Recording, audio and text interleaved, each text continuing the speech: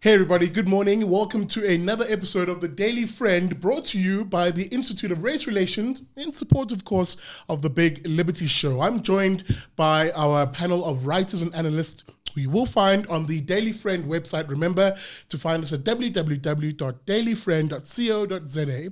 Daily news pieces on there, very controversial stuff in most cases, as it should be, but stuff that arms you with the ideas and the topical stuff that you should be aware of. Guys, I'm not alone as usual. I'm joined by a esteemed panel. I've got Marius. Hello, good morning. Morning, Sihle. Sarah, good morning to you. Morning, hi Sihle. And Franz, welcome back. Sihle, thank you. It's nice to be here. All right, guys. So jam-packed week. We in the IRR are busy doing a whole bunch of stuff. France, we're in China. What are we doing there? Yeah, no, it's few people actually know what we do here. And it's useful on this platform just to sort of set some of that out. We made our Chinese debut this week. We have a senior colleague in Beijing who is talking about South Africa and its prospects. And we are here as a think tank very interested in the idea of Belt and Road. We find Chinese analysts on Africa to be super impressive. They're very well briefed, very well informed. They don't suffer from colonial guilt. And they understand revolutionary ideology, which means that as a rule, they beat Western analysts on Africa hands down. And I'm very pleased that we've been able to get into China and start to talk a little bit about South Africa and what is going on here and what lessons we might learn from there. It's a very interesting prospect. And I think it is important for think tanks like ours to also be in conversation with, sort of those sort of superpowers. Your assessment of the Chinese generally in terms of their view of South Africa from our conversations, what have we heard? It's a huge challenge to the liberal tradition. Yeah. In that these are not liberal democracies. Yeah. But they've been extraordinarily effective in raising the living standards of millions of people over a sustained period of time, and arguably more successful in doing so than attempts to implement liberal democratic models on emerging markets have been. And there is a problem in the liberal community that is sometimes not acknowledged at all. And I think a challenge for liberals is to admit that the sort of Chinese Asian tiger models of development, Lee Kuan Yew, Park in Korea and the like, have been hugely successful. And how can we learn lessons from that without sacrificing the tenets of liberal democracy that this organization was established to defend and continues to defend? And that's a challenge that we're trying to address this week. Absolutely. That's one to watch. Sarah? Can I just ask a question or really comment on it? I get the impression that the Chinese understand us a lot better than our government understands how the Chinese see us and what the Chinese would expect of us. And there's that disconnect. It's more romantic on the one side and much more pragmatic on the other. Yeah, I think it's not a two-way street, this. I think the South African government's perception of China, the Chinese perception of the South African government are two different things. There's a sort of romantic view from the South African government side that China is the sort of socialist ideal. You could easily make an argument that what you're seeing in China is anarcho-capitalism that's working very effectively. And I think that the thing that I find so interesting about the Chinese is that they've been through this. The transition from Mao to Deng was to break out of an ideological cage, embrace pragmatic ideas. That was the marker of the success of so many of the Asian tiger economies. And it's something that's critically important here. And the challenge is to do all of that, which is necessary if South Africa is going to become a prosperous society, without at the same time surrendering any territory on the importance of civil liberties, freedom of speech and the like. Yeah. And I think that's a challenge liberals must rise to. And it's one that we're going to play a leading role in rising to. Absolutely. Guys, let's move on. Again, still keeping it in-house, so to speak. Colleague of ours, Anthea Jeffry's, a new book is set to come out, The People's War. Franz, I have to come back to you on this again. I see you have it on the desk. Do you want to just maybe show the camera what we're talking about here? This is the rewrite of People's War that we published a few years ago. Yeah. Anthea Jeffery is probably the leading expert on the ideology of the African National Congress. This is the National Democratic Revolution. Yeah. And Anthea sets out in the book the latter era of the latter years of the apartheid era and how the ANC came to power. Yeah. We confront often in our work organizations, corporations, who say they don't understand some of the things the ruling party does. They don't understand its behavior. This is absolutely the most essential reading to understand the deep history of the African National Congress, its ideological zeitgeist, and what motivates its behavior. It's just arrived in the office. It's published by Jonathan Ball. Should be on shelves and exclusive books and the like shortly. We'll be doing a series of launches. Absolutely. And it's only the first book, because there's a follow-up to it that we'll publish later in the year, which this book deals with the history of the ANC's coming to power in that latter apartheid era. The next book deals with the implications for ideology and how ideology continues to inform government policy. Too many analysts are scared of ideology. That's right. They don't like to talk about it. They don't think it's that important. It is fundamental to understanding the decisions taken by the government and the challenges now facing the government. And these two books are going to shed a lot of light on that. Read them, and your understanding of what's happening in South Africa today, the analysis becomes a lot easier. Absolutely. Maurice, National Democratic Revolution. I was going to say that if you are a friend of the Institute, you'll be getting an email soon offering you a discount on the book. So keep a lookout for that. So, yeah, it's a dangerous ideology, and I think it's part of the reason why South Africa is in the quagmire it is. We haven't been able to move out of that ideology and do what the country needs to do to actually get to economic growth rates of 5% and more. We just got yesterday's unemployment statistics. I'm getting goosebumps just thinking they're terrifying. I mean, it's how South Africa can continue functioning as a fairly peaceful society is, but I don't know. Yeah, just pick up Marius. Unemployment comes out yesterday. Yeah. The unemployment rate is up. The labour market absorption rate is down. It's already 20 percentage points below emerging market norms. The participation rate is down. The number of formal sector jobs, the net number declines over a year.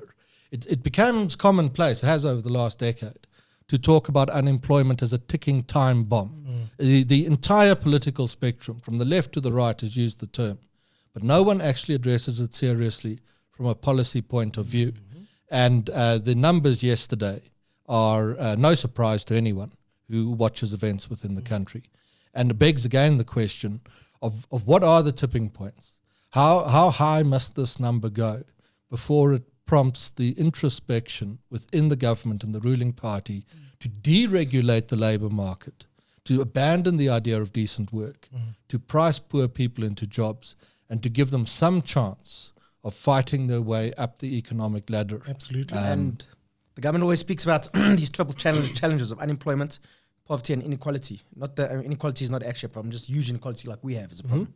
But if we solve the unemployment problem, poverty and inequality will be solved too. Absolutely. That's what we have to focus on, is getting people into jobs. Absolutely. The question becomes, how do you get people into employment? Someone earning an income, from those income, building household savings, from those savings, people being able to essentially buy options for themselves and their families, options, whether it's better healthcare, better safety and security, because most of us in the middle class, supplement a poor SAPS with private security, and of course other social services that we enjoy because we have an income.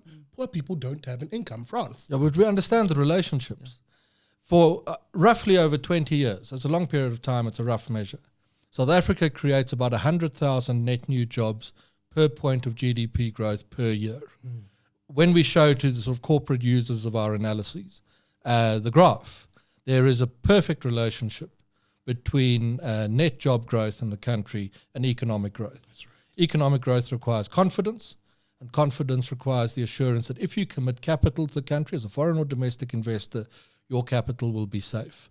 That is the primary obstacle to job creation. Our populist policy, ideas such as expropriation, it's not about redress. It's not about addressing injustice. The chap who suffers at the end of that line, the cause and effect, is a poor chap sitting in a shack on a sand dune outside Cape Town, whose life is not going to get better, but South Africa is not going to attract the investment. Part one. Part two, education. The correlation between your level of education and whether you're employed in South Africa is virtually perfect. It's only amongst university-educated professionals that South Africa's labour market absorption rate is comparable to emerging market norms. Address those two questions collectively, and there's absolutely no reason why over the next 2 decades, South Africa can't knock its unemployment rate down to below 10%. Just maybe as a last gasp, and Sarah, I'll bring you in on this. We often forget that the most powerful and the most effective way to empower South Africans, regardless of race, is education. Getting people with a skill, and that skill doesn't necessarily have to be a university education. Trade schools, the idea that people have hard skills that an economy absorbs, that an economy wants. We're failing the poor on this, are we not? Well, it's a mistake I think the ruling party has made all along, and that is that it took away the artisanship process 25 years ago for training people on the job. And there is nothing more successful than trying to train people in practical skills in an environment that wants those skills. In other words, the companies have a vested interest in having those skills. By putting them in the SETAs, it created this huge bureaucratic remove. That's the one thing. On a slightly more sort of prosaic point, I see Panyaza Lesufi, the MEC of Education in Gauteng, which is the largest province from a population point of view and for demand of education, is going to Parliament. And the question is who's going to replace him, because he's been in the process while he's been in authority to take power away from governing bodies. Let me segue to a point here, Frans. Just maybe before, let me add this to the conversation. With you sort of mentioning that Panyaza Lesufi is leaving the province and going to Parliament, it speaks to maybe that he may be tipped as the new education minister, the new cabinet that's looked to be put together. What do we know about this? Should we care about Ramaphosa's new cabinet? You should care very much about the cabinet. And I think we've got some heads up on what's happening. Mm-hmm. I think you're going to see a much better cabinet than we saw through the Zuma years. It's not hard though, to be fair, Frans. Yeah, for low No, but you must acknowledge progress when it happens. I think it seems to me, a little bit of a look, that the outright crooks, the prominent looters, won't be part of the cabinet. It looks also as if some of the most hardline ideologues are also out of the cabinet. Mm. It looks like there's a new finance minister, and it looks like there's a new trade minister. And overall, given what he has to work with, I had this conversation with a colleague yesterday in the office.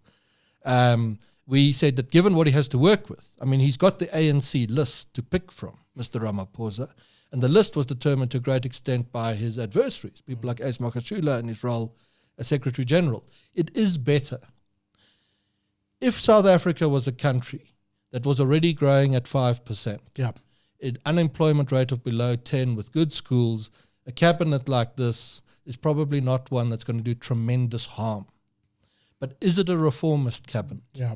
And across the lineup and the speculation, we don't going to go into names here, there's a dearth of people who stand out to us as prominent reformers, bold reformers who are prepared to go far enough in order to turn the country around. So I think what we're going to get is much better.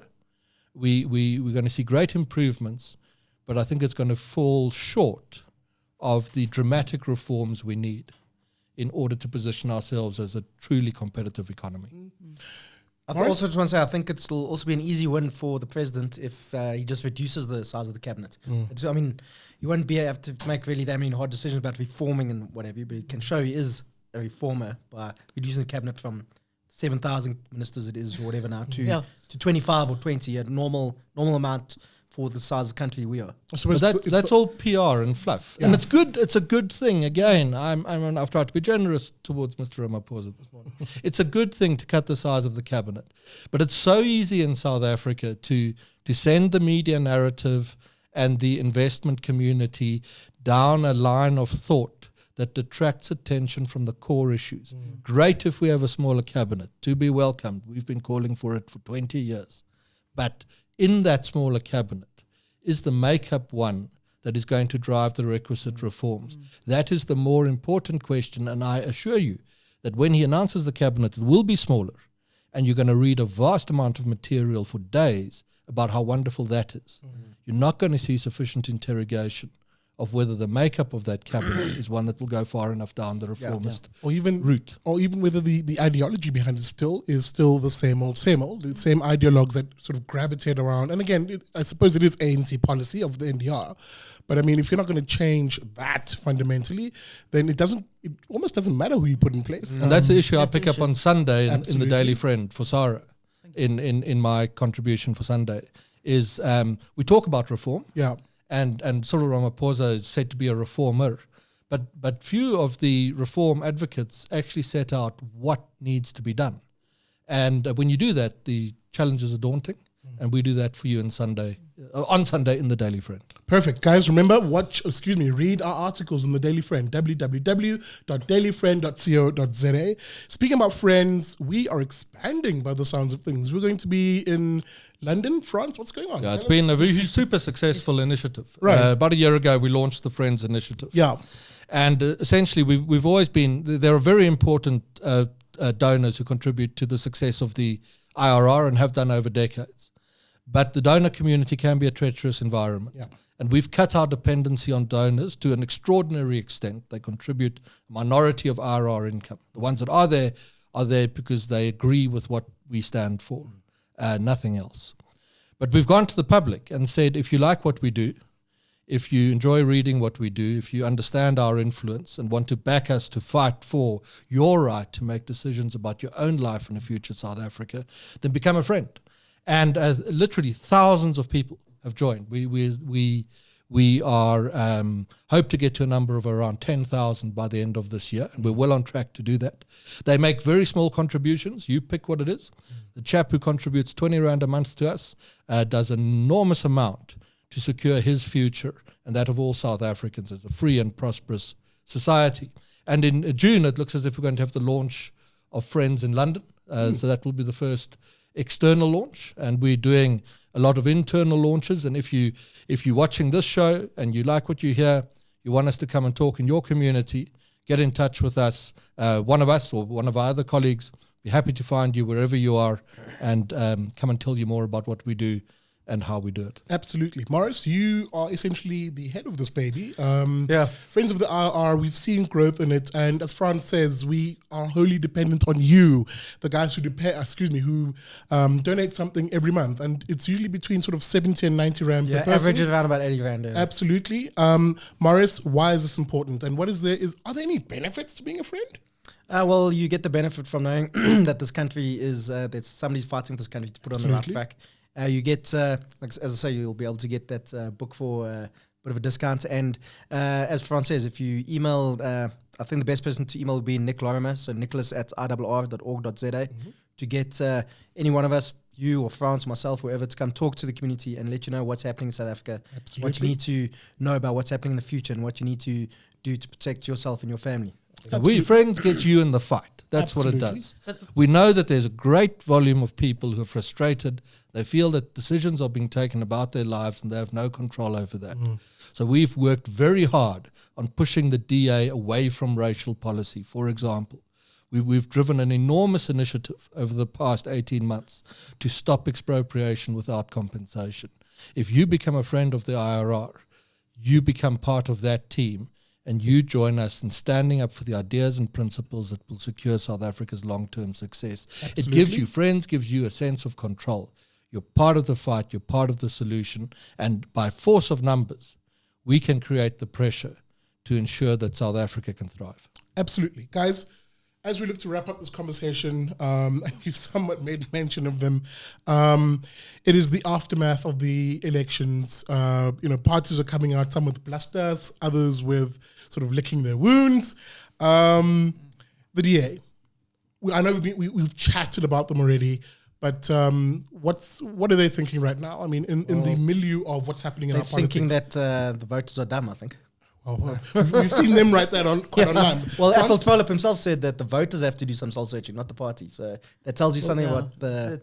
That is stupefying arrogance from a party which is really, got a very clear message from its electorate. Well, what you've heard out of the DA in the main, since the election result was announced, is the voice of the racial nationalist and populist faction of the party.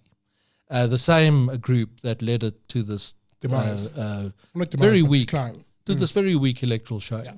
What you haven't heard is the voice, I think, of the pragmatic majority of both of DA voters and of elected representatives who realize the extent to which populist policy has led that party astray, and whose hand has been greatly strengthened, as is ours, in pushing that party to a point where it abandons racial populist politicking and goes back to hardcore liberal principles. Not just goes back to them, but champions them, and shows how a real alternative to the racial nationalism of the ANC is a liberal South Africa, and how liberal policies inspired by liberal ideas, can be more effective at addressing inequalities, at historical injustices, than what we've had for the past 20 years I think out of the South African government. Sorry, I think the first way they're going to show whether they are making that change is to show that they're actually not ANC light, and that when they say that they take responsibility collectively and or personally or individually or whatever it might be, that there are actually going to be some consequences to be seen in taking responsibility, not the ANC version of we take responsibility taken. And it's great to be the ANC, and the ANC under Mr. Ramaphosa is going to be a lot better than the ANC under Mr. Zuma. And the model of development pushed by the ANC, powerful centrist state directing resources and having great control over what people may say and do, is a model the ANC pushes with great effect. The DA is not going to be better at being the ANC than the ANC is going to be under Cyril Ramaphosa. The go back to the alternative and the natural counter to racial nationalist policy is liberal policy. DA goes down that road, I think it can be very successful. Just one thing, I was also discussing this with Terence Corrigan, our colleague. We were talking about if Musi Maimane had to get fired or lose his job, who would replace him? And as Terence said, it's very unlikely that a white person would replace him, but John Steenhuisen or Ethel Trollip, because the party just wouldn't do that. And if that is true, then that is actually very worrying for all of us. If the DA is leaving the non-racial centre, then it's concerning, and I think that'll probably be the demise of the DA if they carry on down that path. Yeah, and it's a mistake at odds. I mean, there are these myths that are created about South Africa, and one is that the country is utterly racially obsessed. Yeah. If you test public opinion, you find that there is a pragmatic majority of South Africans who are in largely the same space on questions such as the protection of property rights and the necessities of empowerment policy. But they're not racially obsessed to the point that many commentators within the Democratic Alliance would have you believe. There would not be, if I read the polls, there would not be it would not be politically fatal at all for a party to appoint a leader who was black or white, as long as that person delivered on ideas and policies that resonated with the demands of the great majority of South Africans, that we become a country of small and effective government in which people are positioned to take control of their own lives and decisions in an environment that is enabling for investment so that living standards can increase and we can make the move over the next 20 years to become a middle-income society. Pull that off and we can overcome many of the largely artificial racial barriers that many in the media and the commentariat like to suggest continue to keep us apart to such an extent that they could never be overcome. Our polls say that it can be done. South Africans are actually closer to each other than the media would let you believe. Guys, thank you very much for that. One more. Don't stop us yet. There's one more, and it relates to you. We're at NAMPO this week. NAMPO is the big agricultural sort of convention at a critical time for the agricultural industry, given the drift of property rights policy in the country. We've had sight of a document. It purports to be at least a draft proposed amendment to Section 25 of the Constitution. You'll recall that Parliament set this process in motion over the past year. We've seen the draft. We've had a look at it. It's a bit like my description of the cabinet. It's better in parts than the wholesale destruction of property rights. Nonetheless, it gives the state custodial control over all land in the country. It opens the door to expropriation without compensation. It is clear that market-related compensation for property is not necessary. There are a few interesting clauses, such as compensation paid must at least be the value of a mortgage, of the outstanding mortgage bond on the property. It's clear that property is defined more broadly than land alone. It gives alarming discretionary power, subjective decision-making authority to officials. And I don't think, if this is indeed, and we're not commenting on its veracity, but where governments tend to make policy in secret, analysts can't be expected to be silent. We've got reason to believe that this thing isn't far off the mark. If it is what we're going to see in the final published version of that amendment, it is going to undermine any claim out of the new Ramaphosa administration that it is serious about rebuilding the South African economy. So against that context, we're at NAMPO this week. We've got colleagues on the ground since the beginning of the week. They have been distributing this document to attendees. It sets out what is going on in the property rights environment and how it should be addressed, and our role in doing that in the lobby against expropriation. And all of this culminates, a great highlight of the whole NAMPO week is on Friday with you, Sihle. That's right. Appearing at NAMPO to speak. And if you're around that part of the world at the time, I highly recommend that you go and listen to what this gentleman on my left over here Guys, you'll catch me on Friday at NAMPO. I'll be discussing life, liberty, and property, the threats against it, and essentially what you can do to fight back. Excuse me for using that expression. Also, just want to say, if you are going to NAMPO and you can't make it Friday, look out for Gabriel Krause and Nick Lorimer. That's right. Tall, skinny, bearded guy and a short, stocky, bearded guy. So you won't be able to miss that. Guys, as we do look to conclude this conversation, let me just say thank you to all of you guys. Guys, you can find all of our analysts here on the Daily Friend. Remember, you can find it at www.dailyfriend.co.za. Daily pieces that are very insightful, providing quality analysis on these and many other topics. And again, remember to be a friend of the Institute of Race Relations. You can be a part of this team that essentially gets these good ideas out into society. You can do that by SMSing your name to 32823. An SMS will cost you R1. Terms and conditions do apply. Or hey, if you don't do SMSs, because you know some of y'all are lit, as the young ones say, you can find us online at www.irr.org.za/join. And you can sign up a monthly debit order there of between 70 and 90 Rand. And you support the work that we're doing here and getting these ideas out. And you are part and parcel of that. Guys, remember to watch the Big Liberty Show.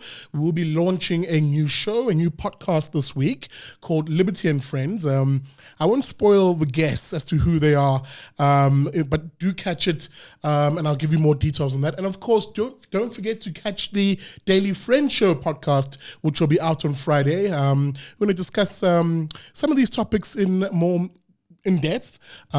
Great listening, and I hope to catch you on Friday.